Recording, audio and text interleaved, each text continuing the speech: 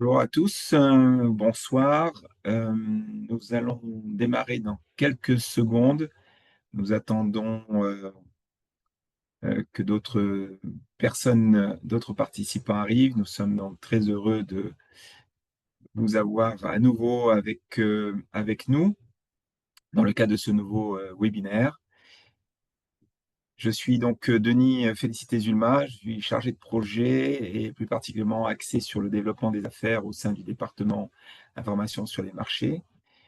Donc, bienvenue à notre webinaire. Je me présenterai avec ma collègue Alexandre Flard. Donc, voilà, on va démarrer. Écoutez, on va démarrer et on va accueillir au fur et à mesure les différentes participants. Donc, aujourd'hui, ma collègue et moi-même, nous allons vous présenter donc les conclusions d'une étude sur l'état actuel du commerce des fruits et légumes en Afrique de l'Ouest. Nous sommes en train de la finaliser. Elle sera publiée dans les prochains mois sur notre bibliothèque digitale électronique où elle sera disponible gratuitement. Donc, concernant l'ordre du jour, donc j'effectuerai une présentation du COLID et du département information sur les marchés et de l'équipe. Puis, je vous présenterai un aperçu de la position de l'Afrique de l'Ouest dans le commerce mondial, comparé aux autres régions d'Afrique subsaharienne. Puis, je parlerai du commerce intra-régional d'Afrique de l'Ouest. Ensuite, ma collègue prendra le relais. Alexandra vous évoquera les échanges commerciaux avec le marché de l'Union européenne à 27, plus le Royaume-Uni, ainsi que le marché asiatique. Elle rappellera les points à retenir donc, de cette étude et des opportunités qui ont été identifiées donc, à la suite. Et elle fera une démonstration de l'utilisation de nos tableaux de bord statistiques. Et enfin, nous finirons donc la session par des questions-réponses. Alors, donc, nous allons tout de suite passer à la présentation donc, de l'association. Donc, le COLID est une association professionnelle qui venait, le COLID, pour ceux qui ne sont pas familiers, veut dire comité de liaison. S'il te plaît, si tu peux passer. Voilà, merci. Comité de liaison entrepreneuriat, agriculture, développement est une association professionnelle privée à but non lucratif qui existe depuis 50 ans et qui était anciennement connue sous le nom de COLEACP. Notre mission est de mettre en œuvre des activités par le biais de divers programmes pour améliorer la contribution de l'agriculture aux objectifs durables. Notre vision Growing People est de se concentrer sur le développement des individus, car ils sont la clé du développement agricole. Nos actions visent à renforcer les compétences des individus et des organisations. Ainsi, nous permettons aux groupes de producteurs et à des entreprises d'accéder durablement à des marchés nationaux, régionaux et au-delà. Notre travail est guidé par la mise en œuvre aussi de valeurs que sont l'engagement, l'amélioration, la diversité, la performance et l'humanité. Nous formons donc un réseau d'entreprises, un réseau de membres, nous formons un réseau d'entreprises, d'organisations professionnelles et d'experts qui s'engagent à une agriculture inclusive et durable, représentant environ 500 membres. Nous gérons de nombreux programmes dont l'axe principal sont l'assistance technique et la formation dont le Fit for Market Plus, avec qui nous travaillons. Nos principales cibles sont des entreprises qui commercialisent des produits au niveau des marchés nationaux, régionaux et au-delà. Le COLID est présent dans plus de 50 pays d'Afrique subsaharienne, des Caraïbes et du Pacifique, principalement dans le secteur des fruits et légumes frais. Récemment, ces activités permettent de toucher de nouveaux pays et secteurs agroalimentaires, comme les produits transformés, la filière animale, augmentant ainsi le nombre de pays à 140. Euh, les cibles donc, sont nos entreprises, bien évidemment, mais nous travaillons également avec des associations professionnelles, avec des institutions publiques, des institutions de recherche, etc. Donc, pour plus d'informations, nous invitons donc à visiter notre site Internet.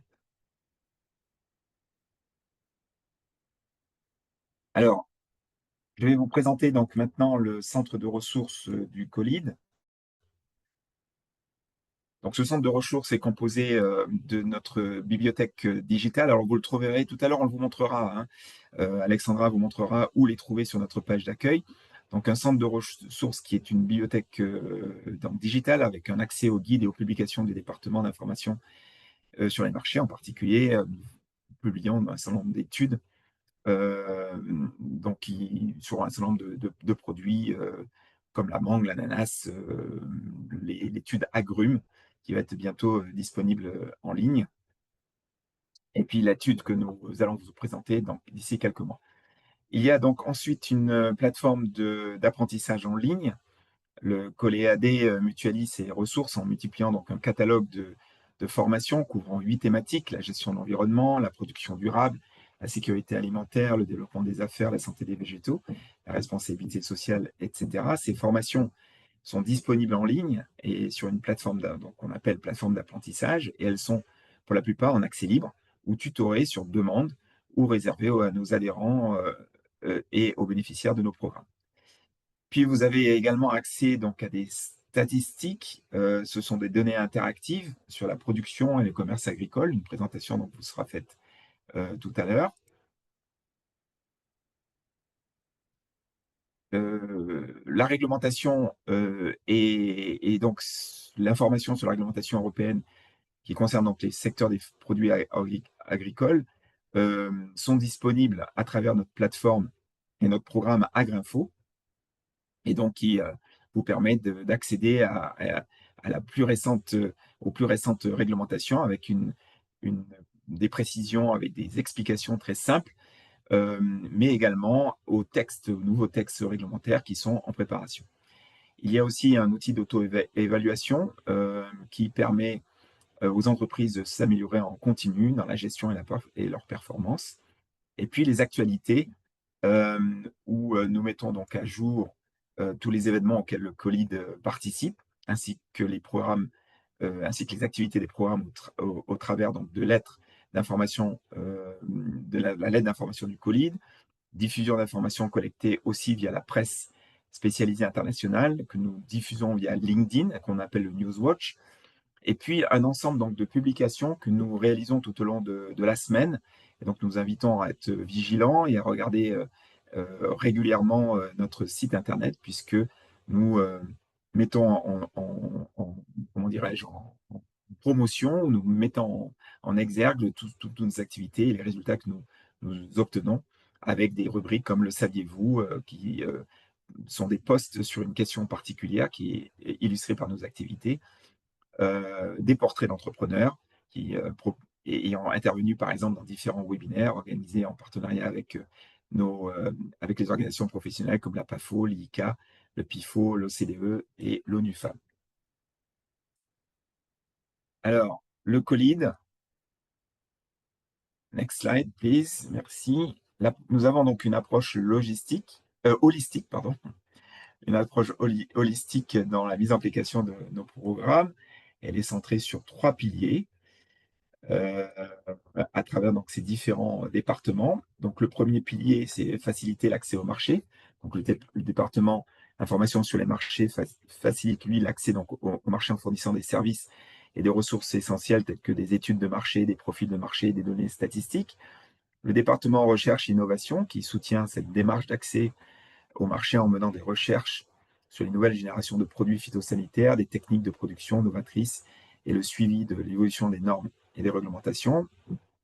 Également par la participation en tant qu'observateur aux différentes réunions d'organisations internationales qui créent et mettent en œuvre des normes sur la qualité des fruits et légumes frais et transformés, comme le Codex, la CONU ou le CDE, mais également sur les LMR de pesticides, et dans des organisations régionales pour l'homologation de nouveaux produits de traitement.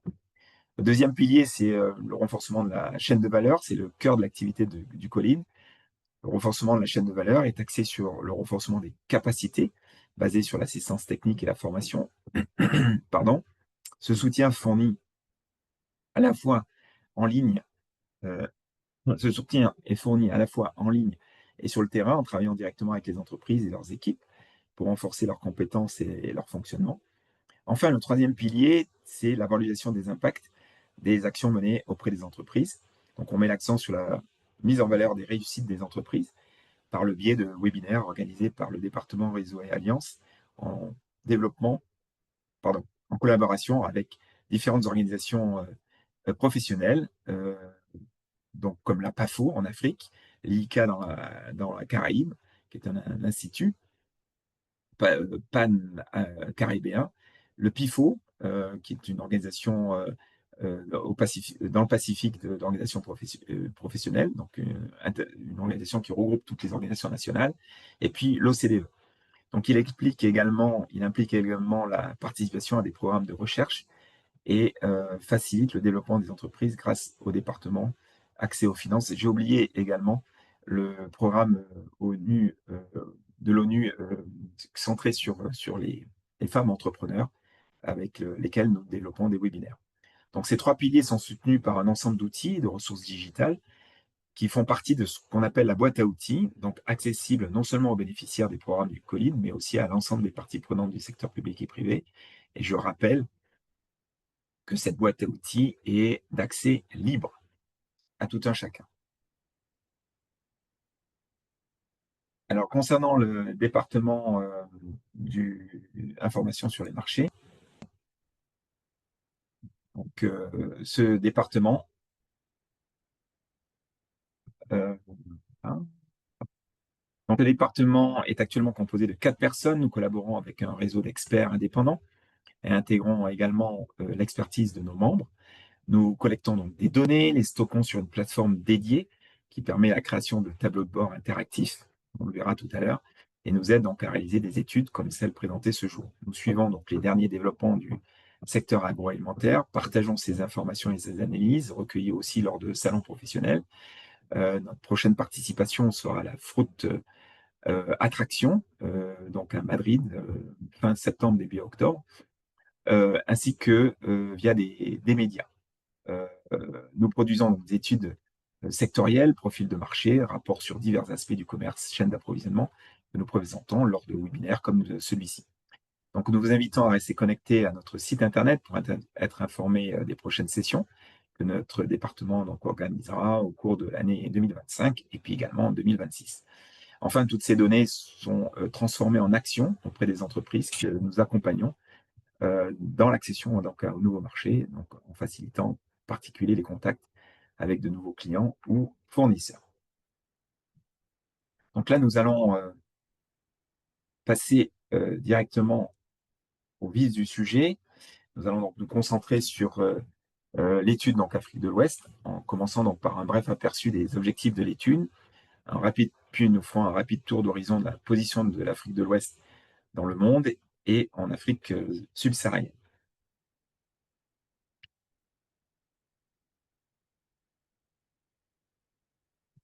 Alors, l'objectif principal de cette étude est de fournir donc un aperçu du commerce des fruits et légumes en Afrique de l'Ouest au cours de la dernière décennie.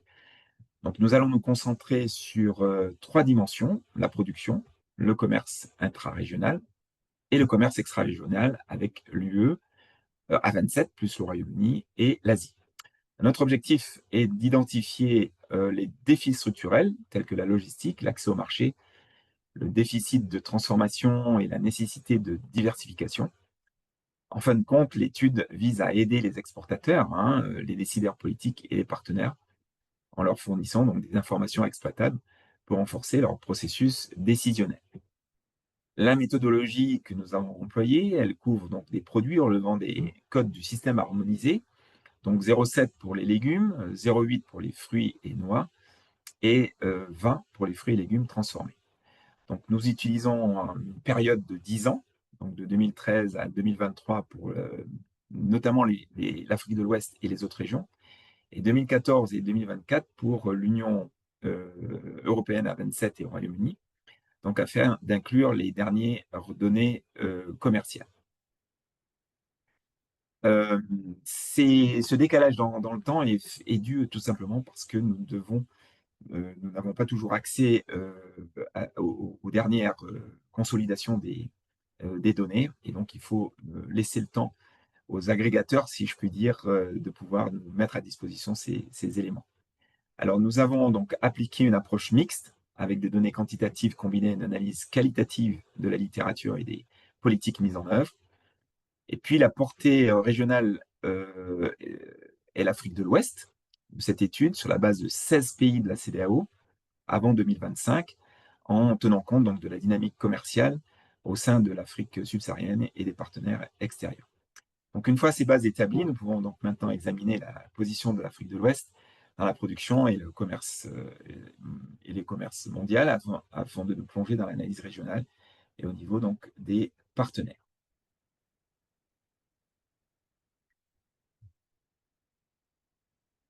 Voilà. Donc l'Afrique de l'Ouest est désormais le leader de la production en Afrique subsaharienne avec 292 millions de tonnes de fruits et légumes produits en 2023. Cela représente 53% de la production totale de fruits et légumes en Afrique subsaharienne, alors que la superficie de l'Afrique de l'Ouest, 6 millions de kilomètres carrés, représente environ 25% de la superficie de l'Afrique subsaharienne, et que sa population est d'environ 466 millions d'habitants, soit environ 38% de la population de l'Afrique subsaharienne. Si l'on se concentre sur la production des fruits et légumes en Afrique de l'Ouest, on voit que le Nigeria domine le tableau en représentant à lui seul environ 60% de la production de l'Afrique de l'Ouest. Le Sénégal, bien que plus petit, a enregistré des taux de croissance les plus rapides au cours de la dernière décennie, et c'est à remarquer. Sur la scène mondiale, la part de l'Afrique de l'Ouest dans la production de fruits et légumes est passée de 4,8% de la production mondiale totale en 2013 à 6,5% en 2023, ce qui montre son importance croissante sur les marchés mondiaux. En termes de commerce, l'Afrique de l'Ouest représente 9% des exportations de l'Afrique subsaharienne, mais seulement 2% du commerce mondial des fruits et légumes. Ce qui, comparé aux 53% de la production de l'Afrique subsaharienne, qu'on a vu tout à l'heure, et aux 6,5% de la production mondiale, peut être un indicateur de la forte demande locale. En termes de composition, les racines et les tubercules continuent de dominer la production avec plus de 70% de la production totale. Et cependant, des cultures telles que les bananes et les haricots prennent de plus en plus d'importance, reflétant ainsi donc une diversification de la base de production de la région. Alors maintenant, nous allons donc aller vers le commerce intra-régional. Donc, dans cette section, nous nous concentrerons donc sur le commerce donc, intra-région, c'est-à-dire entre les pays, c'est-à-dire le commerce entre les États d'Afrique de l'Ouest en matière de fruits et légumes frais et transformés. Donc ces données couvrent la période allant jusqu'à 2023, car nous utilisons uniquement des données commerciales consolidées, c'est ce que je disais tout à l'heure, qui mettent du temps à être disponibles. Qui sont donc les principaux acteurs? Comment le commerce international se compare-t-il aux importations en provenance d'autres régions? Quels sont les produits les plus commercialisés? Donc c'est ce que nous allons voir dans la prochaine slide. Alors les marchés d'Afrique de l'Ouest sont de véritables marchés émergents dont les opportunités ne doivent pas être négligées. Ça, c'est un point vraiment important. La consommation de fruits et légumes en Afrique de l'Ouest évolue avec l'urbanisation, l'augmentation des revenus et une population très jeune. Si les marchés informels restent le pilier de la distribution, la grande distribution moderne, supermarchés, magasins de proximité, se développe rapidement dans les grandes villes, en pleine expansion elles-mêmes, telles que des villes comme Lagos, comme Accra et Abidjan. Les jeunes consommateurs connectés façonnent de nouveaux modes de vie. Ils deviennent plus sélectifs, accordant plus d'importance à la fraîcheur, à la valeur nutritive des produits et à la présentation de ces mêmes produits. Donc, malgré ces changements, le prix abordable, en particulier pour les consommateurs à faible revenu, fait que les produits locaux restent au cœur de l'alimentation, les importations venant compléter plutôt que remplacer les aliments traditionnels.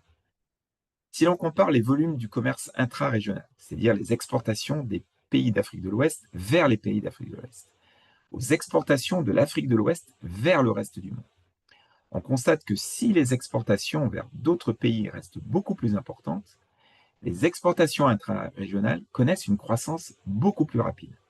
Donc cela confirme notre titre selon lequel les marchés intra-régionaux constituent la véritable nouvelle frontière du commerce. Le commerce intra-régional en Afrique de l'Ouest donc, affiche une croissance annuelle constante de 9% au cours de la dernière décennie, contre 6% pour les autres marchés. Ce chiffre pourrait encore être sous-estimé car il ne tient pas compte du commerce transfrontalier informel, pour lequel il n'existe malheureusement pas d'estimation concluante, mais qui reste certainement une part considérable du volume total des échanges commerciaux.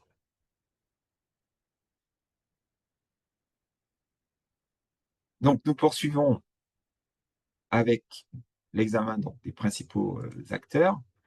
Donc, examinons donc les principaux acteurs du commerce intra-régional en Afrique de l'Ouest. Entre 2019 et 2023, le commerce intra-régional des fruits et légumes a été dominé par 5 des 16 pays de l'Afrique de l'Ouest, avec en tête la Côte d'Ivoire et le Mali. La Côte d'Ivoire est à la fois le plus grand importateur et aussi un exportateur majeur, ce qui souligne donc l'interconnexion du commerce dans la région.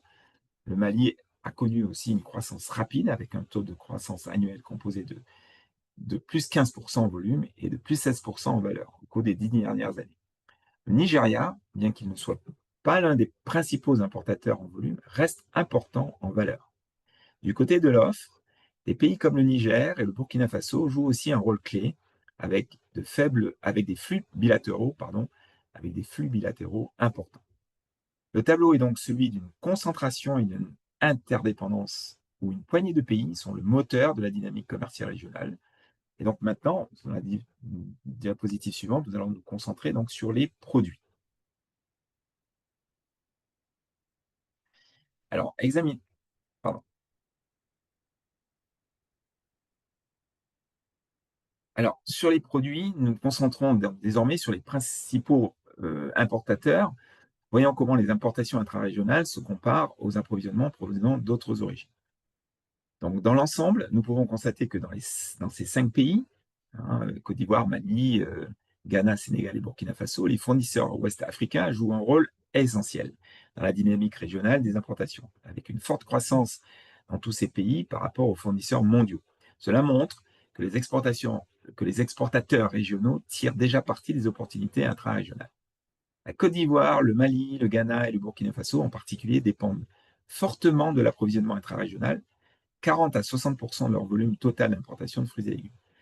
Comme indiqué précédemment, le Mali se distingue en termes de croissance. La majorité des importations proviennent d'Afrique de l'Ouest et continuent d'augmenter, environ plus 15%, tandis que l'approvisionnement mondial, lui, a diminué. Le Sénégal fait quelque peu exception. Il dépend davantage de fournisseurs extra-régionaux, 77% de ses importations, avec seulement 14% de part de marché pour l'Afrique de l'Ouest. Mais là encore, il y a une croissance rapide des importations en provenance de cette région. Si l'on examine les principaux fournisseurs extra-régionaux ou mondiaux de fruits et légumes des principaux marchés ouest-africains, on constate donc le retour des Pays-Bas ainsi que d'autres pays de l'UE tels que la Belgique, la France et l'Espagne. La Chine est également très présente, le Maroc, l'Afrique du Sud, l'Égypte et d'autres partenaires importants. La conclusion donc est donc que la tendance générale se confirme au niveau de ces pays. L'offre de l'Afrique de l'Ouest croît plus rapidement que l'offre mondiale sur tous les marchés, entre 2014 et 2023, positionnant donc la région comme une source et un marché fiable et en pleine expansion pour les fruits et légumes. Si nous examinons maintenant les principaux produits,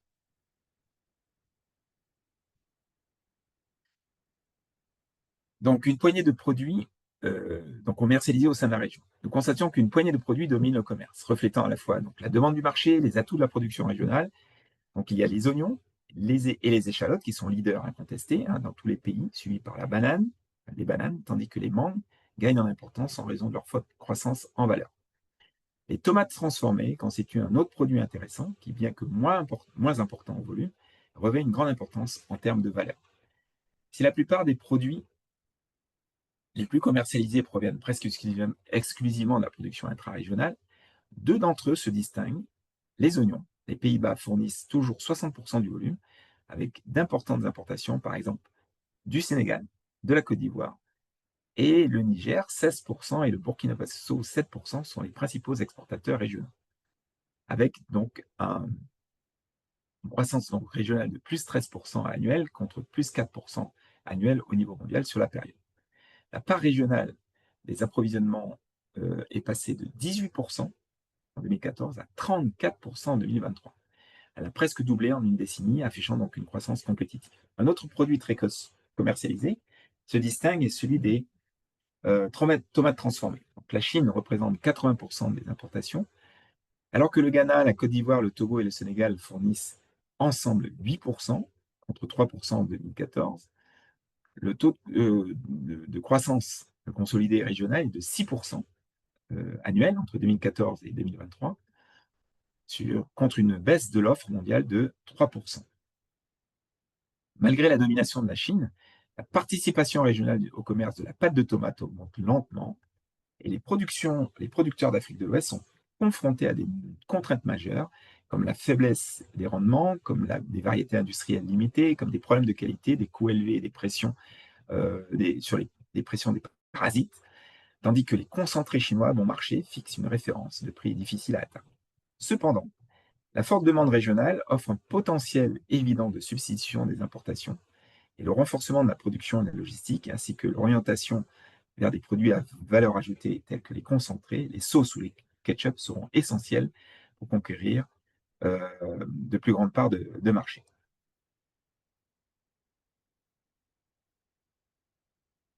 Alors, concernant le commerce intra-régional, en terminale, donc, examinons ce qui facilite ce commerce au niveau institutionnel en Afrique de l'Ouest et comment la logistique s'améliore. Donc, l'environnement commercial de l'Afrique de l'Ouest est défini par l'intégration régionale et l'appartenance multiple de ces pays à différentes communautés économiques, la CEDEAO, l'UEMOA et la CENSAD, qui est la communauté des États sahélo-sahariens. D'ailleurs, à ce propos, qui regroupe la Libye, les Comores, le Maroc, la Tunisie, l'Égypte, le Djibouti et l'Érythrée, qui visent ensemble donc à réduire des barrières et à créer des marchés plus vastes. Donc, des accords récents tels que la zone de libre-échange continentale africaine, connue sous le nom de ZECLAF, et la stratégie CEDEAO-UEMOA élargissent ces opportunités, en particulier pour les exportations agricoles. Les exportateurs bénéficient de tarifs douaniers réduits et d'une meilleure infrastructure, mais le respect des règles régionales et nationales reste essentiel. Les normes sont de plus en plus harmonisées avec les normes internationales, et la CEDEAO a mis en place des initiatives visant à lutter contre les parasites et à rationaliser les inspections au niveau régional, tel que le système régional innovant de lutte contre les mouches des fruits, le CIRIMAO. L'un des principaux défis à relever à l'avenir est le retrait de l'Alliance des États du Sahel, Mali, Niger et Burkina Faso, de la CEDEAO, qui pourrait modifier les flux commerciaux dans la région.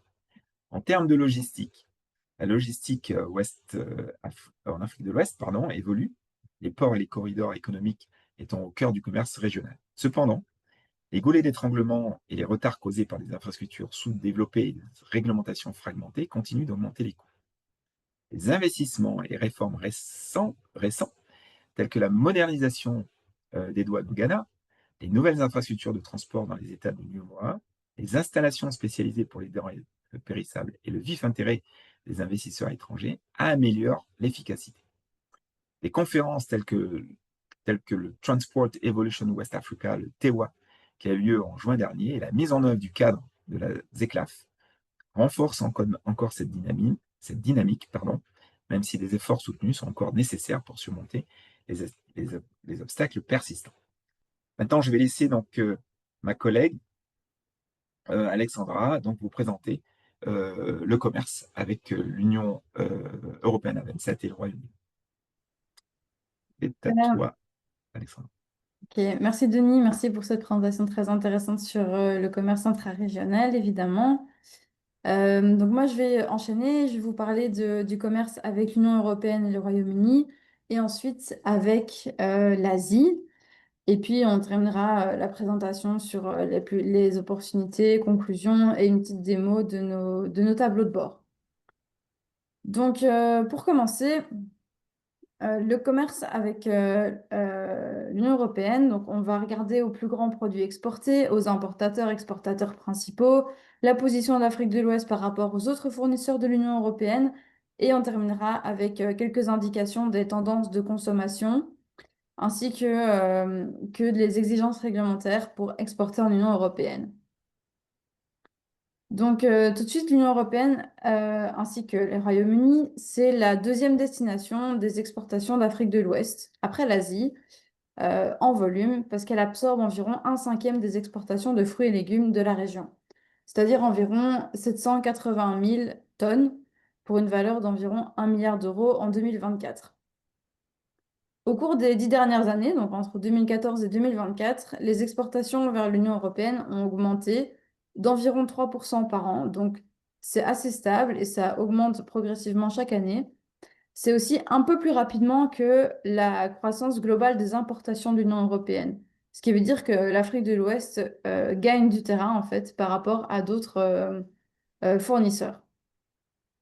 Les exportations se concentrent sur quelques produits clés, c'est-à-dire la banane, la mangue, la noix de cajou, les ananas, qui présentent chacun des niveaux de compétitivité différents, comme on le verra après. Et on voulait aussi faire un petit point sur les fruits et légumes bio exportés d'Afrique de l'Ouest vers l'Union européenne, parce que même si les volumes sont encore relativement faibles, donc on parle de 72 000 tonnes en 2024, c'est en expansion puisque l'Afrique de l'Ouest représente maintenant 6% des importations de fruits et légumes bio en Union européenne, avec une croissance qui est de nouveau beaucoup plus rapide que la moyenne de l'Union européenne. Donc, la région gagne des parts de marché. Alors, si on regarde maintenant aux principaux pays partenaires, donc des deux côtés, on peut voir que la Côte d'Ivoire se distingue comme premier exportateur largement, 55% ici. C'est aussi un des pays à disposer d'un portefeuille d'exportation très diversifié parce que, elle exporte de la banane, de la mangue, des noix de cajou, de plus en plus. Ensuite, on voit le Ghana qui exporte principalement des bananes et des ananas. Ensuite, le Sénégal et le Sénégal, Burkina Faso, Mali. Ce sont des pays plutôt spécialisés dans la mangue et les noix de cajou comme produits exportés vers l'Union européenne. Donc ça montre que si plusieurs pays sont actifs, on a quand même sur un profil régional assez concentré. Alors du côté européen, la France est de loin le premier point d'entrée des produits ouest-africains, comme on voit ici, 41%. Ça reflète des liens commerciaux historiques et aussi une forte demande française. Le Royaume-Uni est en deuxième position et est en pleine croissance, donc il gagne des parts de marché comme destination. Donc, ça montre aussi l'importance des accords bilatéraux qui ont été établis après le Brexit pour continuer à maintenir l'accès vers ce marché. La Belgique aussi et les Pays-Bas arrivent ensuite comme destination, principalement par contre comme plaque tournante de logistique qui réexporte vers les autres marchés européens. Et la Belgique en particulier pour les bananes. Alors, quand on compare un peu les produits, donc on a fait ce qu'on a appelé une analyse de compétitivité. Ici, on a choisi la banane, la mangue et la noix de cajou pour voir la compétitivité des pays d'Afrique de l'Ouest comparée aux autres fournisseurs de l'Union européenne. Donc ici, vous voyez le tableau qui résume un petit peu ça, avec les principaux fournisseurs de l'Union européenne, donc globaux. Ensuite, la part de l'Afrique de l'Ouest ainsi que les plus grands exportateurs d'Afrique de l'Ouest. Et ensuite, le taux de croissance des imports de l'Union européenne et le taux de croissance uniquement en provenance de l'Afrique de l'Ouest. Et vous voyez, les taux de croissance en vert montrent quand l'Afrique de l'Ouest a un taux de croissance plus élevé que la moyenne européenne. Ça veut dire que l'Afrique de l'Ouest gagne des parts de marché et répond bien aux demandes de la région. Alors, commençons par les bananes. Il s'agit du fruit frais le plus important importé par l'Union européenne. C'est aussi très concentré. Donc, on peut voir que l'Équateur, la Colombie et le Costa Rica, ensemble, ils fournissent presque 3 quarts des importations de l'Union européenne. Donc, il ne reste plus beaucoup de place pour les autres. L'Afrique de l'Ouest représente 7%, enfin 6,6%, avec en tête la Côte d'Ivoire et le Ghana. La croissance aussi était assez régulière. Mais ici, donc on voit 1,9, c'est la croissance européenne, 2,8 la croissance de l'Afrique de l'Ouest. Ce n'est que 0,9% en plus, mais pour la banane, ça représente des volumes quand même assez importants. Il faut garder ça en tête. Ensuite, la mangue. qui est un point fort pour l'Afrique de l'Ouest. Donc, la région fournit environ 15% des importations de l'Union européenne, avec en tête de nouveau la Côte d'Ivoire. Les performances de chacun des exportateurs est un petit peu mitigées, un peu différentes. Donc, la Côte d'Ivoire et le Burkina Faso ont des exportations qui augmentent. Par contre, le Sénégal, par exemple, a connu une baisse de ses exportations de mangue sur les dernières années. Et le gros avantage en fait de la région d'Afrique de l'Ouest par rapport à l'Amérique latine pour la mangue, c'est la saisonnalité. Donc, le calendrier des récoltes ouest-africaines complète euh, l'offre latino-américaine et comble une lacune vraiment stratégique dans le marché. Après, il faut garder la qualité et la fiabilité de la chaîne de froid tout au long de la filière. Et ensuite, en ce qui concerne la noix de cajou, donc on voulait faire un focus sur ce produit-là. Parce qu'on peut voir que le Vietnam euh, détient 77% des importations européennes, donc c'est aussi extrêmement concentré. Mais l'Afrique de l'Ouest a quand même émergé comme le principal fournisseur alternatif au Vietnam ou à l'Asie, qui représente maintenant 12% des importations de l'Union européenne. Et encore une fois, la Côte d'Ivoire est le troisième, enfin, est le premier fournisseur de l'Afrique de l'Ouest, mais aussi le troisième plus grand fournisseur euh, de l'Union européenne en noix de cajou. Euh, la croissance aussi donc, des exportations d'Afrique de l'Ouest a été plus rapide que les importations de l'Europe. Ça montre que l'Afrique de l'Ouest gagne en part de marché, gagne en importance. Et il y a d'autres pays comme le Burkina Faso, le Bénin, le Ghana qui renforcent aussi leur présence petit à petit. Et ça reflète en fait l'augmentation de la production en Afrique de l'Ouest, mais aussi et surtout les premiers pas vers une transformation plus locale pour éviter que les noix de cajou en coque soient exportées vers, par exemple, le Vietnam, qui sont après réexportées vers l'Europe, décortiquées, et où du coup la captation de l'ajout de valeur ne se fait pas en Afrique de l'Ouest.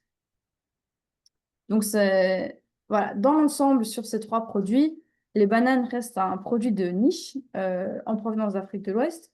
Les mangues sont un avantage saisonnier et les noix de cajou sont un moteur de croissance pour les exportations vers l'Union européenne. Alors, avant de passer à la région suivante, on voulait faire un petit point sur aussi les tendances de consommation, parce que c'est ça qui motive la demande des consommateurs et donc la demande des acheteurs, qui sont influencés par cinq grandes tendances. Donc, la santé et la durabilité qui sont en tête. Les gens veulent des produits frais, nutritifs, certifiés, éthiques, écologiques, etc. La praticité est aussi essentielle. Par exemple, pour des demandes, enfin pour une demande croissante des formats prêts à consommer, comme les fruits coupés, ce genre de choses. Les fruits exotiques sont toujours aussi très demandés, donc c'est bien pour les mangues, etc. Et en même temps, on garde une sensibilité au prix qui reste fort élevé. Donc ça veut dire que, et en particulier avec les bananes, ce qui signifie que même des produits durables doivent rester abordables pour les consommateurs. Et alors, qu'est-ce que ça veut dire pour des exportateurs en Afrique de l'Ouest? Ben, cette combinaison d'attraits exotiques, de durabilité, de praticité, ça offre une opportunité que si on peut répondre aux exigences de qualité et de certification de l'Union européenne, euh, bien, on a vraiment une opportunité pour pouvoir répondre à toutes ces demandes des consommateurs. Ça rejoint aussi le fait qu'on a vu il y a quelques slides que les exportations de fruits et légumes bio d'Afrique de l'Ouest vers l'Union européenne augmentent parce que ça répond à la tendance de santé, durabilité, etc. Euh, donc voilà, il y a encore des opportunités à saisir à ce niveau-là. Et enfin, pour l'Union européenne, on clôture sur quelques points sur les exigences réglementaires. C'est loin d'être une liste exhaustive, c'est hyper complexe, mais on voulait passer en revue les points principaux et les challenges principaux liés à cela. Donc, on sait que le marché de l'Union européenne est soumis à des exigences très strictes, vous le savez certainement. Donc, tout d'abord, ben, il y a des normes en matière de sécurité alimentaire et phytosanitaire, comme les limites de résidus, les contrôles phytosanitaires rigoureux, etc., à la frontière. Ensuite, la certification et la traçabilité sont obligatoires pour la plupart des acheteurs. C'est quelque chose qui devient de plus en plus important. Les certifications Global Gap, Bio, Fairtrade, Rainforest Alliance, etc., sont de plus en plus des conditions pour entrer dans des chaînes d'approvisionnement, dans les chaînes d'approvisionnement des supermarchés. Ensuite, on peut voir la chaîne de froid et la logistique qui sont essentielles, en particulier pour des produits périssables comme les mangues. Et enfin, les acheteurs exigent de plus en plus des rapports de durabilité aussi. Ils veulent des preuves de faible empreinte carbone ou de chaînes d'approvisionnement sans déforestation. Donc, voilà, c'est des choses qui sont de plus en plus demandées. On voulait donc vous rappeler, si vous ne connaissez pas encore la plateforme Agrinfo qui est qui est implémentée par le COLID, qui vous permet de suivre tous les derniers changements réglementaires de l'Union européenne, parce qu'il y en a beaucoup, qui touchent beaucoup de produits différents.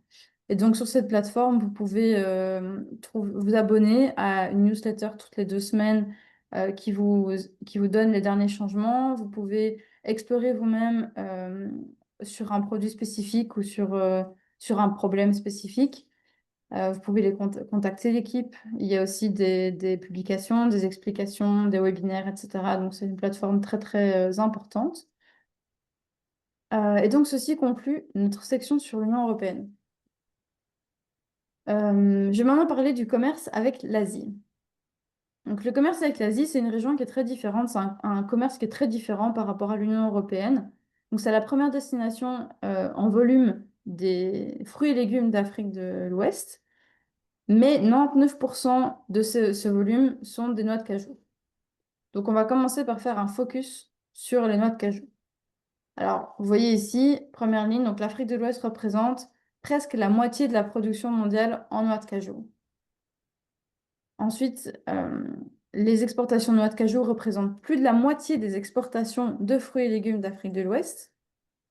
Et les noix de cajou, par contre, dominent le commerce entre l'Afrique de l'Ouest et l'Asie, puisqu'elles représentent 99% du volume d'exportation. Ça va presque uniquement vers le Vietnam et l'Inde. Donc, à deux, ces pays, c'est presque la totalité. Et l'élément clé de ce flow, de ce commerce, le problème clé, on va dire, c'est la forme des exportations, puisque 90% des noix de cajou exportées sont en fait en coque, contre seulement 10% décortiquées. Même si l'Afrique de l'Ouest est le premier fournisseur mondial de noix de cajou, ben, la majeure partie de la valeur ajoutée est captée à l'étranger. Comme on l'a vu juste avant par rapport à l'Union européenne. Et donc, le développement et de la transformation locale représente une opportunité considérable pour cette filière. En termes de grands exportateurs de noix de cajou, on retrouve de nouveau la Côte d'Ivoire en tête, suivi du Ghana, ici, Nigeria, du Bénin, etc. Tous ces pays affichent une croissance d'exportation de noix de cajou, à l'exception du Bénin et de la Guinée-Bissau. Et comme on l'a vu, la majorité des exportations sont de noix de cajou en coque, même si les exportations de noix de cajou décortiquées sont en augmentation. Donc il y a de la transformation locale et il y en a de plus en plus. Et par exemple, on peut voir que les exportations directes vers l'Union européenne, donc qui ne passent pas par le Vietnam ou par d'autres pays en Asie pour les décortiquer, ont augmenté en fait de 22% en 10 ans. Donc il y a vraiment une nette augmentation d'exportation de noix de cajou décortiquée. Vous voulez juste faire un petit exemple par rapport à ça, l'exemple du Nigeria, en fait, qui se distingue dans cette filière, puisque les exportations de noix de cajou décortiquées du Nigeria, excusez-moi, ont augmenté de 58% en moyenne annuellement, en atteignant 143 000 tonnes en 2023, ce qui est quand même non négligeable, et ce qui représente 41% de ces exportations de noix de cajou. Ça veut dire qu'on n'est pas sur les 10% de moyenne d'exportation vers l'Asie. Ici, on parle de 41% d'exportation de noix de cajou du pays qui sont décortiquées. Et pourquoi? Ben, c'est grâce à notamment des politiques gouvernementales qui ont amené des droits d'exportation, des zones économiques spéciales, des partenariats publics-privés, etc., pour améliorer cette transformation locale. Et le Nigeria est aussi le premier exportateur de noix de cajou décortiquée d'Afrique de l'Ouest vers l'Asie en 2023.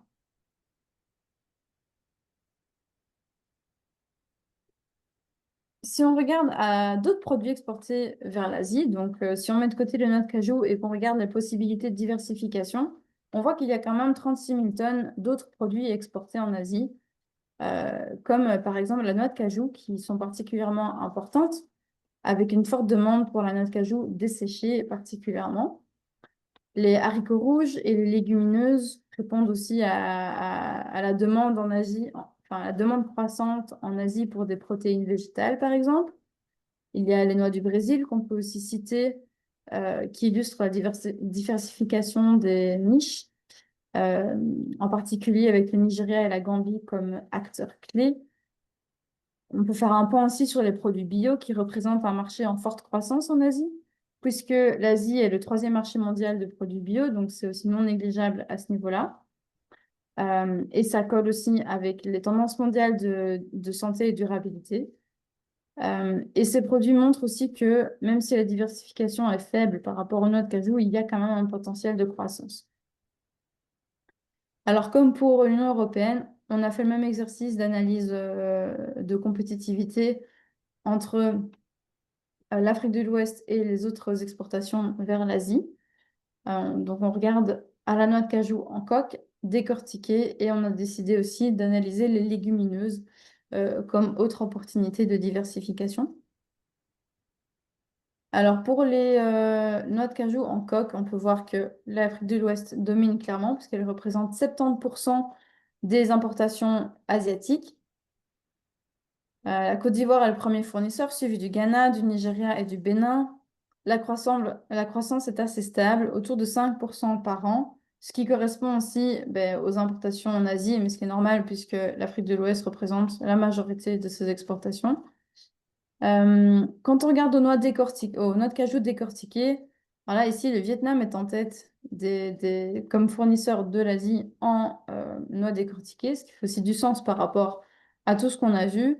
Mais l'Afrique de l'Ouest représente tout de même 40%, malgré qu'elle exporte finalement assez peu enfin, relativement parlant, peu de noix de cajou décortiquées. Donc c'est quand même intéressant de voir qu'on représente quand même 40%. Principalement en provenance du Nigeria et du Ghana. La demande asiatique augmente rapidement de 15%, alors que l'Afrique de l'Ouest, les exportations n'augmentent que de 5%. Donc ça montre encore une fois qu'il y a une opportunité, il y a une demande de noix de cajou décortiquée et voilà, il y a une opportunité à ce niveau-là. En ce qui concerne les légumineuses, l'Afrique de l'Ouest a pris bien pied sur le marché, mais elle ne tire pas bien pied, non, pardon. En Afrique de l'Ouest détient pardon, une part infime, plutôt oui, 0,2% des importations asiatiques de légumineuses viennent d'Afrique de l'Ouest. Mais on peut voir qu'il y a des grosses augmentations des exportations du Nigeria, par exemple. Donc c'est juste un exemple de diversification, mais comme on l'a dit plus tôt, il y a d'autres produits qui peuvent correspondre. En ce qui concerne les défis et les opportunités du commerce avec l'Asie, l'un des principaux obstacles aux exportations, c'est la logistique. Donc on voit des longues routes maritimes qui passent par le Cap de Bonne-Espérance, qui peuvent entraîner des retards, des augmentations de coûts, et qui sont plus élevés que ceux des concurrents asiatiques euh, comme fournisseurs.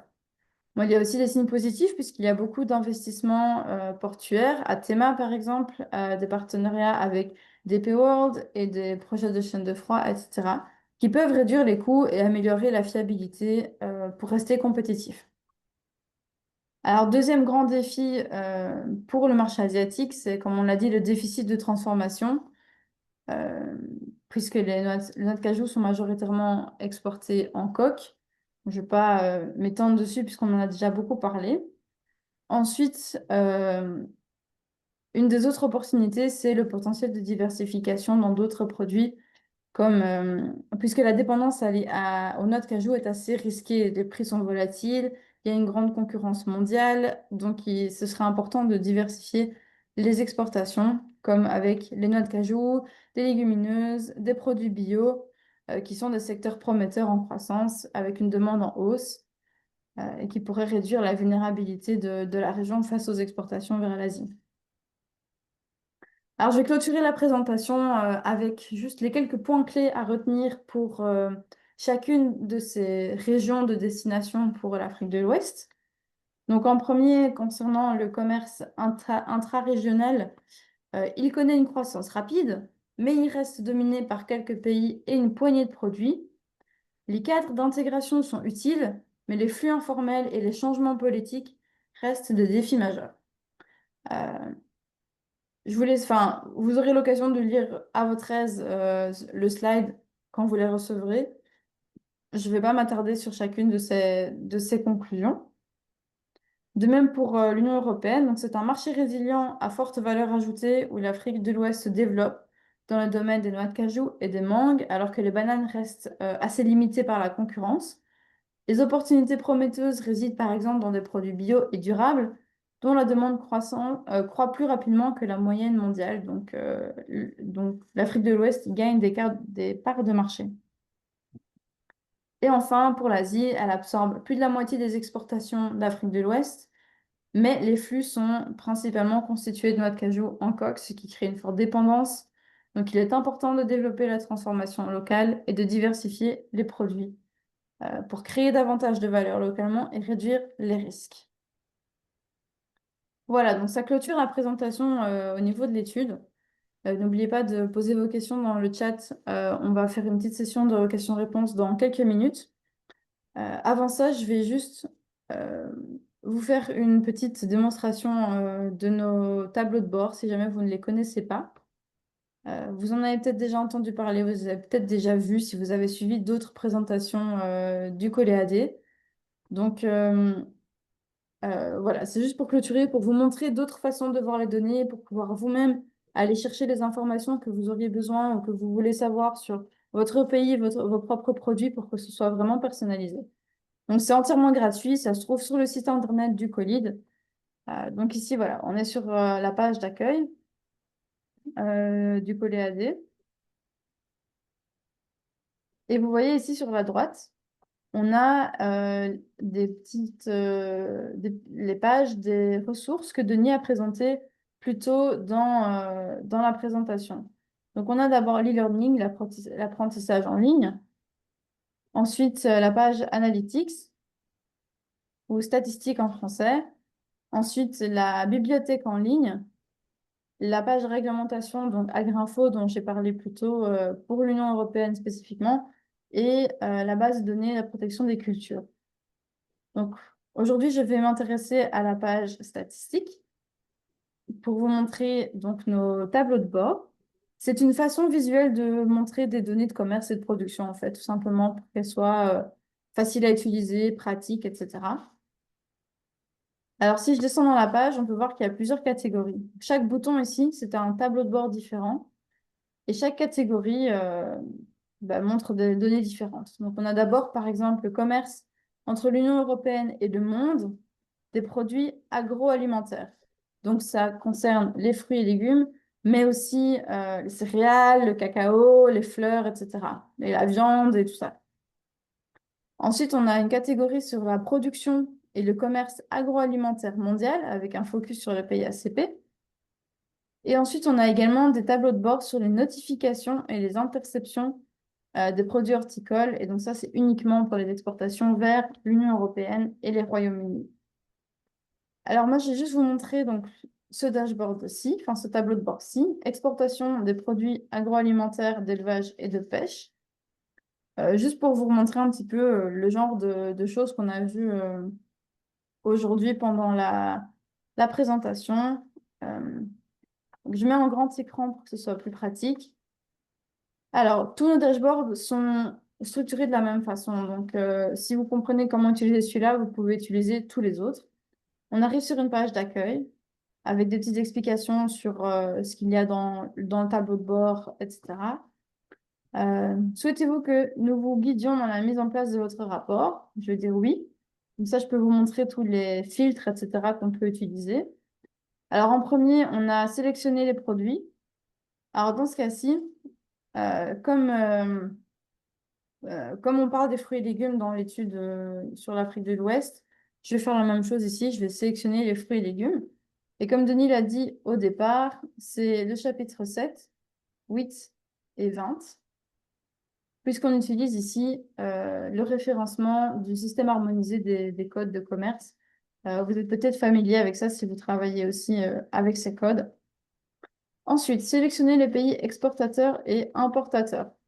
Donc, je vais voir ici, dans les pays exportateurs, j'aimerais bien uniquement l'Afrique, l'Afrique subsaharienne. Donc, je vais choisir ici, hop, tout le groupe de l'Afrique subsaharienne. Et dans les importateurs, ben, je vais laisser tout le monde parce que je veux bien voir vers toutes les destinations. Sélectionnez la période de temps, 2008-2023, c'est très bien. Sélectionnez la devise par défaut et les unités de mesure de votre rapport. Alors ici, on a en valeur, en euros, je vais mettre en dollars. Et ensuite, voilà, c'est tout. Emmenez-moi au rapport.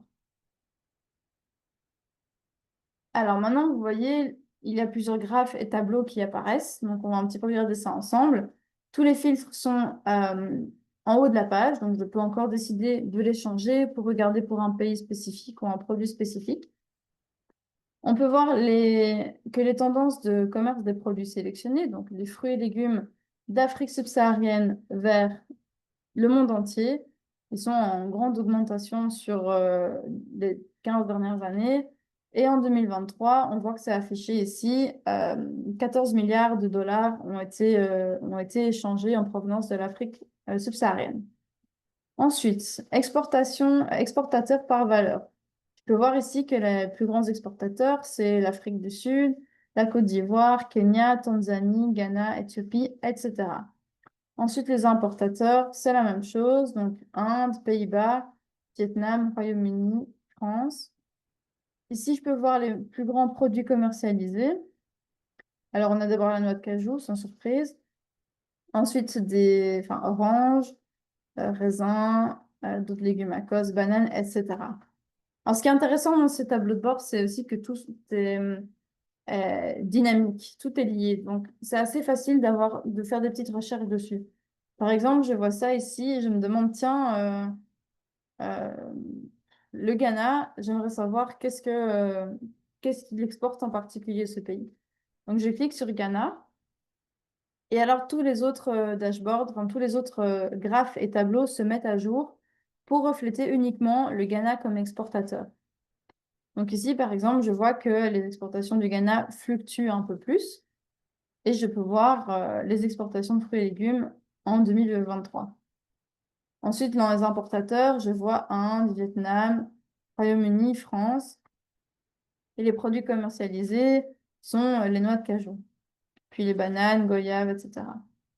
Si je ne veux plus voir le Ghana comme exportateur principal, je reclique dessus et on revient à la même situation que juste avant. À l'inverse, si je veux voir le commerce pour un produit en particulier, par exemple, si je veux voir le commerce de noix de cajou, même si on en a déjà beaucoup parlé, je clique dessus et je vois, OK, le plus grand exportateur de noix de cajou d'Afrique subsaharienne, c'est la Côte d'Ivoire, ensuite Ghana, Nigeria, etc. Et les plus grands importateurs, Inde, Vietnam, Émirats arabes unis, etc. On peut voir aussi la courbe de progression. Ici en bas, on voit la moyenne des prix, etc. Donc voilà, je vais m'arrêter ici, mais il y a énormément de choses à découvrir sur ces tableaux de bord et on peut y trouver une source d'information énorme. Euh, donc voilà, enfin, c'est quelque chose que je vous invite à explorer vous-même. On va vous mettre le lien dans le chat Zoom. Et encore une fois, c'est entièrement gratuit et accessible à n'importe qui. Euh, voilà, et n'hésitez pas si vous avez la moindre question. Denis, je te rends la parole pour une petite session question-réponse, même s'il est déjà 16h01. Je m'excuse pour ce Non, délai. il n'y a pas de problème. Merci beaucoup, hein. Merci beaucoup pour cette superbe présentation donc vers ces marchés et les opportunités qui se présentent et les défis également auxquels l'Afrique de l'Ouest doit faire face. Cette session en questions-réponses, je vais donner la parole à M. Cher Ngan du Sénégal qui a levé la main tout à l'heure et qui souhaiterait donc poser une question en live s'il est toujours donc en ligne, s'il est toujours présent.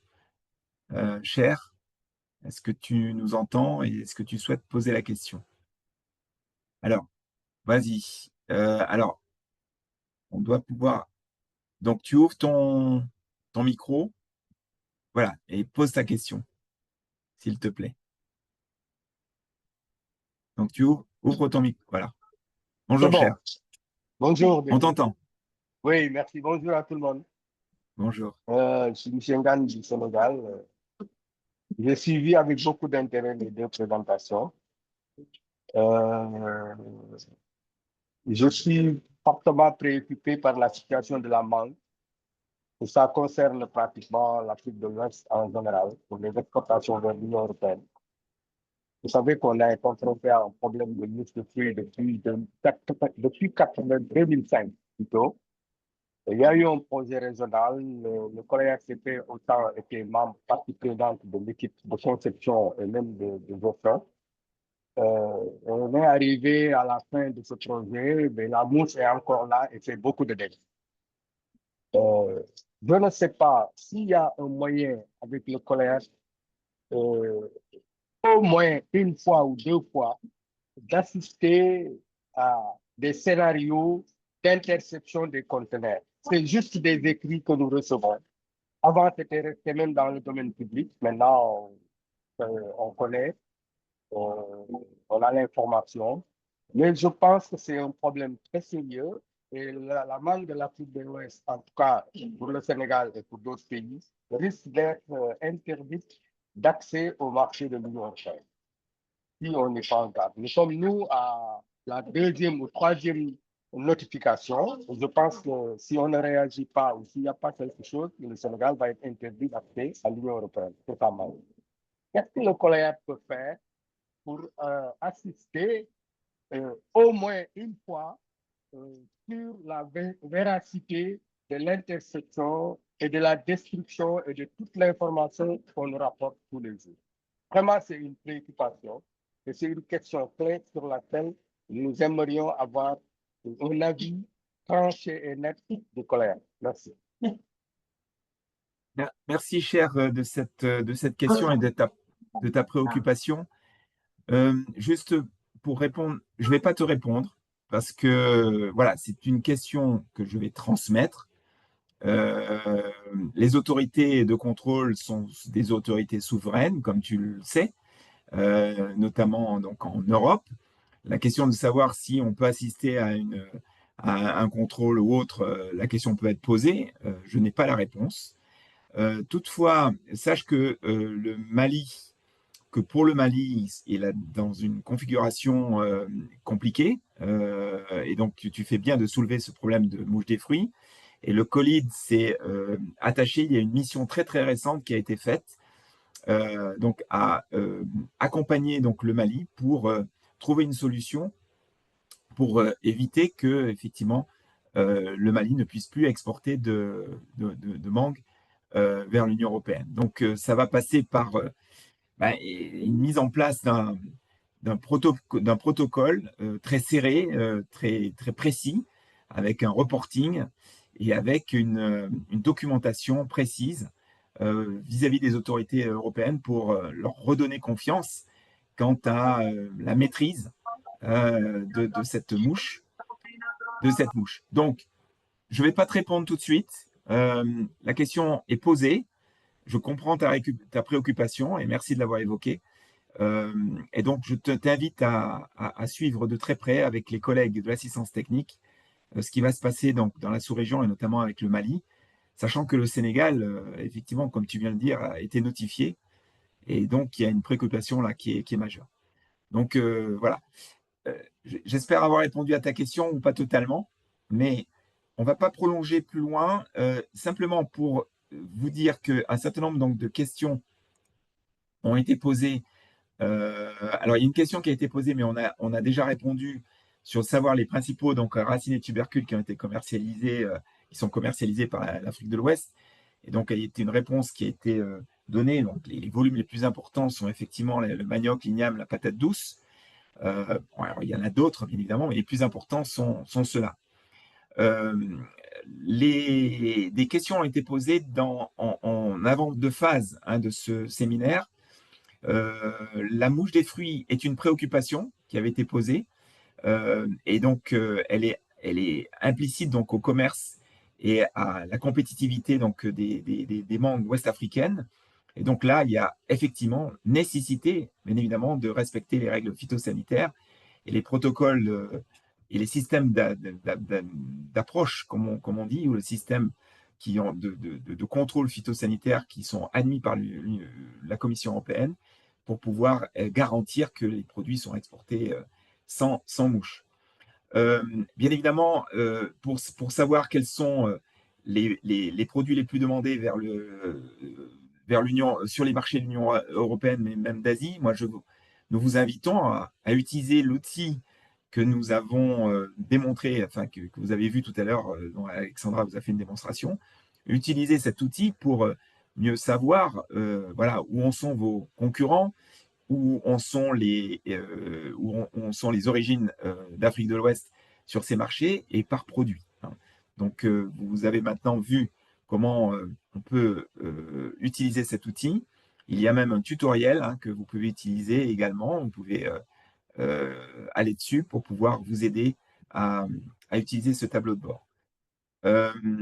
Donc, pour que les produits, il y avait une question sur la compétitivité des produits d'Afrique de l'Ouest. Comment peuvent-ils rester compétitifs sur le marché européen, en particulier avec les multitudes de changements de normes?